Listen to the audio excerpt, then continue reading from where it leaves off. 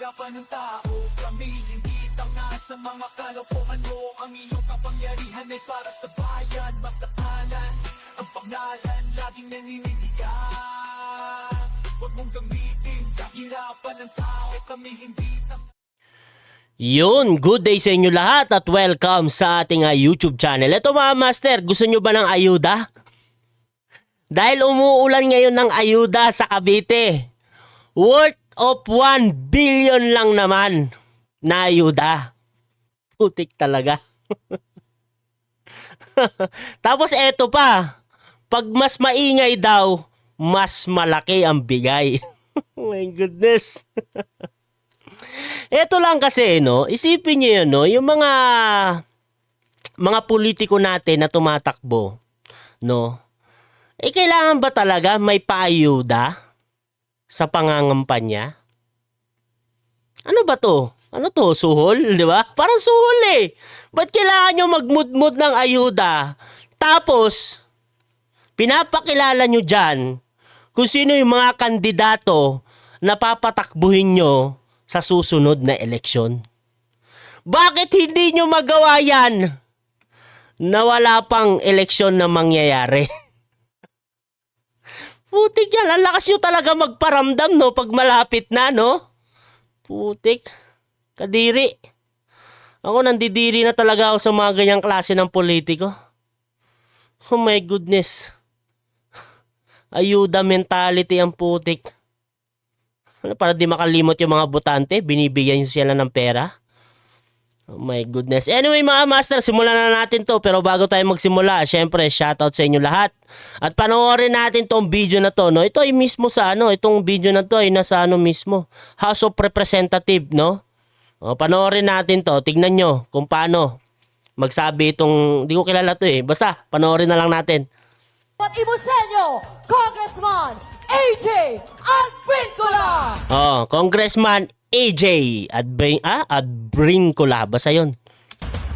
Magandang tanghali po sa inyong lahat! Oh, hindi gano'ng maingay, di ba? Oh, tinan nyo yung sasabihin niya. Sabi ni Kong Brian, Aha. pag mas maingay, mas malaki ang bigay. Nanguuto pa si ano eh, Kong eh. Ganun na pala ngayon. Pag mas maingay, mas malaki ang bigay.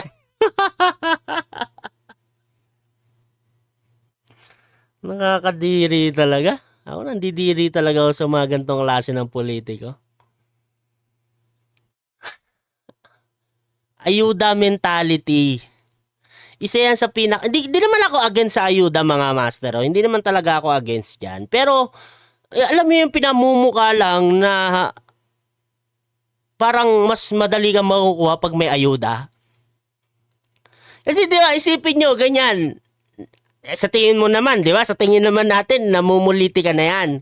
Di ba? Nangangampanya na yan. Kasi pinapakilala na nila yung mga tatakbo nila na kandidato para sa 2028. 2025, di ba? Sa 2025 senatorial. Pinapakilala na nila. Di ba? Nangangampanya na yan. Tapos may paayuda. Tapos meron pang pambobola na ganyan na kung saan pag mas maingay, mas malaki ang bigay. Oh my goodness. Huwag nyo naman sanang daanin yung mga Pilipino sa ganyang klase ng bagay. Hindi maganda. Tama na yan. Sana naman pag nangangampanya kayo, plataporma. 'Di ba? Solidong plataporma dapat. Walang ayuda. Kaya nasasanay yung mga Pilipino eh.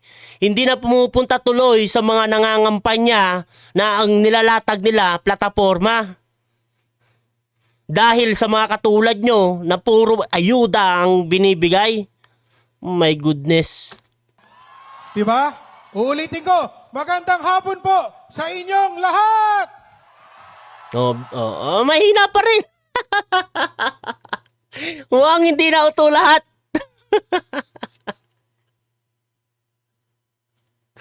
Oh my goodness. Talaga. Parang mahina. Oh, babaan nyo yung bigay. Mahina eh. Utuin nyo pa kasi. Sa tingin nyo ba kung may ayuda, kung walang ayuda yan, pupunta kaya yung mga yan?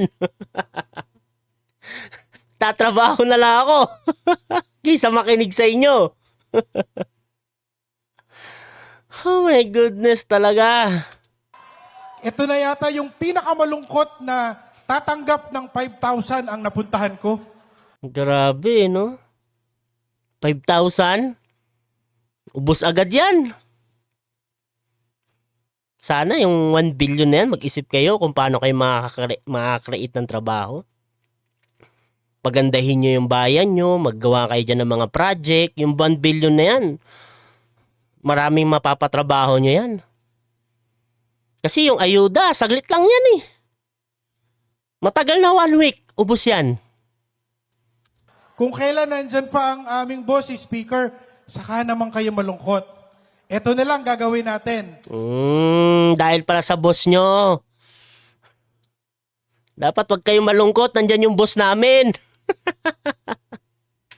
Visit. Wag daw kayong malungkot, nandyan yung boss nila.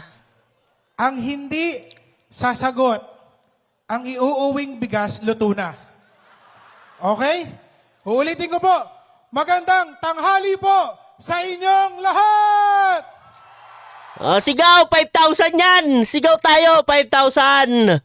Oh my goodness! Grabe yan! Oh my goodness talaga. Galit kayo?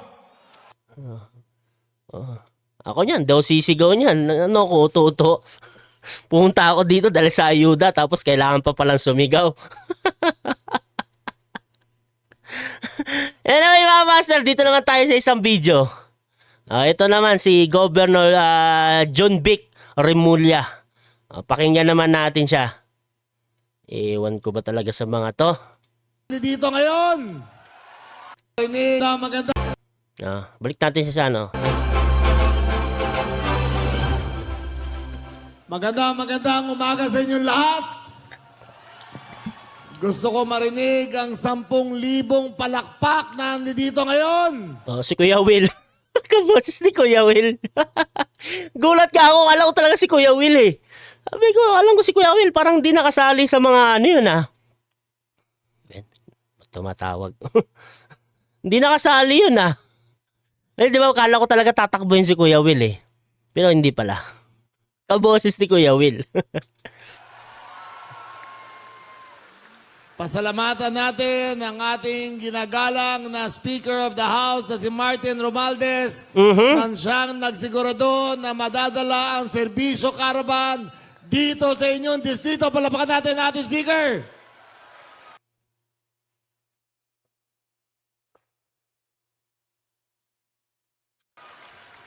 Siyempre inyong minamahal na Congressman Pasalamatan nyo. May 1 billion na dala. si Jolo Revilla, ang ating party list, Agimat Party List. Nandiyan dyan ba? Tandaan nyo, wala na tayo ibang party list dito. Agimat lang. Sen, malaki bigay mo niyan, Sen. Palakpakan natin ang Ano daw? Anong malaki bigay? Anong malaki bigay mo dyan, Sen? Yan, Sen. Palakpakan natin ang ating re-electionist at magiging number 1 dito sa Cavite, si Senator Bong Revilla. Budots. Nagbudots lang, nanalo na. Oh my goodness. Ano ba yung mga tumatakbo sa atin? Hindi pa ba tayo madadala? Ano pa bang gusto natin? Another 6 years na naman. At ang kinakatakutan ng lahat, si Erwin Tulfo.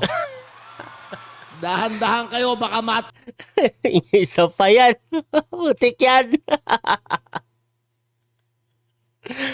Isa pa yan. Ha? Anong kinakatakutan ng lahat?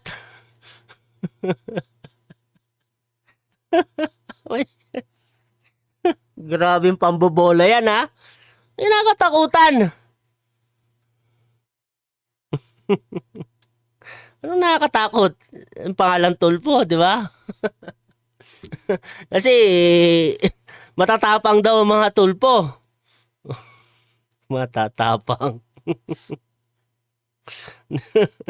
Oh my goodness talaga. Grabe. Tulpo kayo. Mga parapi Tulfo in action kayo. Papahiyain lang kayo doon. Yun ang matapang. Oh my goodness. Ito ay napakalaking bagay para sa ating lalawigan. 120,000 mga taong makikinabang dito. Lahat ng ahensya, dinala dito, ang ating mga eskwelahan. Ang dadalhin sa araw na to, dito lang sa Cavite dahil sa Serbisyo Kamara Caravan, 1 billion pesos ang inahandog para sa atin lahat. Isa kasi tong Cavite sa pinakamalaking population ata eh. Basta isa ito sa pinakamaraming botante. Ito lang yun, paano naman yung mga, alam niyo yun, 'di ba? Kasi isipin niyo. Alam niyo, wala tayong senador na nanggaling sa mga, alam niyo yung mga sa atin, alam niyo yung iba't ibang probinsya sa atin na medyo mahihirap talaga. Hindi medyo mahihirap talaga. Wala tayong nakukuha doon ng mga senador. Halos karamihan kundi nanggaling ng Mindanao, nanggaling ng Luzon, more in Luzon. Sana naman sana talaga magkaroon ng alam niyo yung sila na rin mismo yung mag-iisip na kung paano makakaano tayo ng senador na nanggaling sa iba't ibang lugar naman.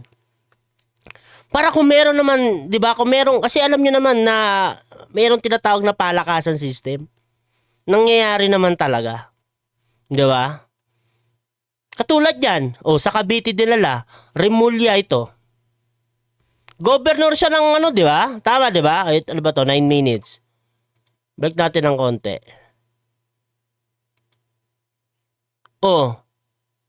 Governor siya ng ng province ng Cavite.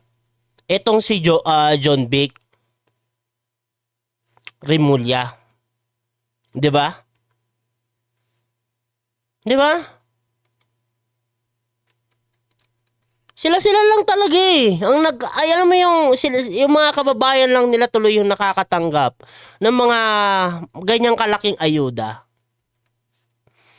'Di ba? Dapat mag-isip sila na ay kuha tayo ng senador sa gantong lugar. Kuha tayo ng ganyan para mapunta sa upper position. 'Di ba? Yung alam niyo yung sila na mismo yung magtutulong-tulungan para matulungan yung mga kababayan natin sa mga liblib na lugar. Kasi napapabayaan eh. 'Di ba? Ganyan yung nangyayari kasi. Isipin niyo sila lang. Paulit-ulit lang naman sila. Ayan sila Bong Revilla. Ngayon Manny Pacquiao tatakbo na rin. 'Di ba? At yung pala mga master correction sa sinabi ko, wala pa lang isa pang Cayetano na tatakbo. Ano pala yung tatakbo na isa? Ano bang apelyido? Nakalimutan ko. Villar. Yun, Villar pala yung isa pang tatakbong babae. Correction yun sa sinabi ko sa nakarang video natin, no? Pero balik tayo sa topic. Yun na nga, 'di ba yung problema? Sila lang. Paulit-ulit. Bakit, kaibigan? Kayo lang dyan, oh. Kawawa talaga Pilipinas sa inyo. Hindi kayo nag-iisip. Ang gusto nyo dyan na makakatakbo or makakapasok dyan sa Senado or sa Kongreso, mga kaalyado nyo lang. Ano yun? Para pag may gumawa ng katarantaduan ay magtatakipan na lang kayo? Paano na yung check and balance niyan? Isipin nyo nga yung ginawa kay Kong Marcoleta, tinanggal. Dahil against siya dun sa mga desisyon na ginagawa nila na hindi maganda. Pahirap sa bayan. Isipin niyo yun. Paano na lang kung sila na lang? Di wala na. Wala nang check and balance niyan. Kawawa talaga Pilipinas. Kaya dapat talaga mag-isip tayo mabuti. Kayo ba, iboboto nyo yung lineup na itong mga to? Putik yan. Kadiri. Ang total cash assistance, 450 million. Ang total amount of rice, 255,000 kilograms of rice na bimibigay sa inyo lahat. Oh, namumudmod sila nga talaga ng ayuda. Basta wag niyong kalimutan sa darating na eleksyon. Wala talaga ako masabi. Kadiri na talaga yung politiko sa atin ngayon. Saan kaya tayo makakita na ngayon ng grupo talaga na talagang plataforma ang hinahain nila? Pumunta kayo man o hindi, magkakaraban kami ng ganito. Magsisigaw-sigaw kami dito sa entablado dahil plataforma ang hinahain namin sa inyo. Hindi ayuda, hindi kami mamumudmud ng ayuda. Sana makakita tayo ng ganong klaseng grupo. Isipin nyo may bilyar na dalawa. Si Binay. Si Binay, yung dalawang bilyar, yung mag-ina. Tapos meron din Binay. May Binay na isa. Meron pang isang papasok. Isipin nyo yun. May dalawang Cayetano na tayo. Si Alan tsaka si Pia. Para sa akin, okay naman sila. Goods naman sila. Pero isipin niyo, sila na lang talaga. Huwag niyo iboto yung mga yan. Please lang. Maawa talaga tayo sa Pilipinas. Maghanap talaga tayo ng karapat-dapat. Erwin Tulfo, ano magagawa niyan? Oh my goodness. Tas nandyan lang sila. Magmumudmud ng ayuda. Oh, tapos, huwag kakalimutan sa darating na eleksyon. Ganon? Asan ang plataforma? Dapat talaga may tagisan ng talino. Para malaman kung sino yung karapat-dapat. Walang ganun. Ang ginagawa, ayuda. Oh, ito, ayuda. Ito, namigay ito eh. Boto natin. Ewan ko talaga. Sila na rin talaga mismo yung gumagawa na bakit tayo naghihirap eh. Yung mga ganyang klase ng ng mga politiko. Sila na rin talaga ang gumagawa bakit tayo naghihirap. Kasi tinan mo, yung ini-endorso nila. Walang wenta. Pabigat lang, clown lang kung sakali makapasok. Oh, ayos ba yan? Kami, mga taga-Cavite, Mr. Speaker, marunong magpasalamat sa lahat ng dinadalo sa amin dito. Nagkakaisa kami para sa inyo, nagkakaisa kami para sa Cavite, nagkakaisa kami para sa bagong Pilipinas. Mabuhay ang Cavite, mabuhay ang bagong Pilipinas, mabuhay ang ating Pangulong Bongbong Marcos. Maraming salamat po. Hindi ko talaga matik yung mga ganyang klase ng mga politiko. Hindi nakakalimot ang mga taga-Cavite. Kaya budburan natin ng ayuda. Di makakalimot yan sa darating na eleksyon. Sigurado yan. Binudburan ba naman ng ayuda? Oh my goodness. Oh, mga taga-Cavite, sana naman mag-isip kayong mabuti. Isipin yung mabuti kung sino iboboto nyo. Kung sino talaga yung nakakatulong sa inyo. Yung makakatulong pa sa atin. Di ba? Unang-una, mga yan dapat gagawa ng batas pag nasa Senado na. Erwin Tulfo. Rapi Tulfo nga walang nagawa. Ay, meron na pala. Yung, Seafarer Acts niya. Na anti-Seafarer Acts pala. Sabi ng mga seaman na nagrereklamo. Pasakit daw sa kanila yon, di ba? Isipin nyo, tas meron pang isang Tulfo. Tas meron pa atang isa pang Tulfo. Si Tito Ben, mukhang tatakbo din. Oh my goodness, kawawa talaga tayo. Wala, bubusugin lang talaga tayo sa ayuda. Kawawang Pilipinas. Panghabang buhay na talaga tayong mahirap. Dahil sa mga gantong klase ng politiko. Hindi man lang nag-iisip. Kung gumawa kayo ng trabaho dyan sa perang bilyones na yan, sa tingin ko mas maraming matutulungan nyo. Hindi ban-aid ang ibibigay nyo. Yang 5K, ubos agad yan. Di ba? Ubos agad yan. Putik yan. Anyway mga master, hanggang dito na lang tayo at maraming salamat sa pagsama sa ating video. Ingat kayo palagi. God bless po sa inyo lahat. Paalam po. Huwag mong gamitin kahit kahirapan ng tao. Kami hindi tanga sa mga kalokohan mo. Ang iyong kapangyarihan ay para sa bayan. Basta alan, ang pangalan laging naninindigan. Huwag mong gamitin kahirapan ng tao. Kami hindi tanga sa mga kalokohan mo. Ang iyong kapangyarihan ay para sa bayan. Masteralan ang pangalan laging naninindigan. Huwag mong gamitin kahirapan ng tao. Kami hindi tanga sa mga kalokohan mo. Ang iyong kapangyarihan ay para sa bayan.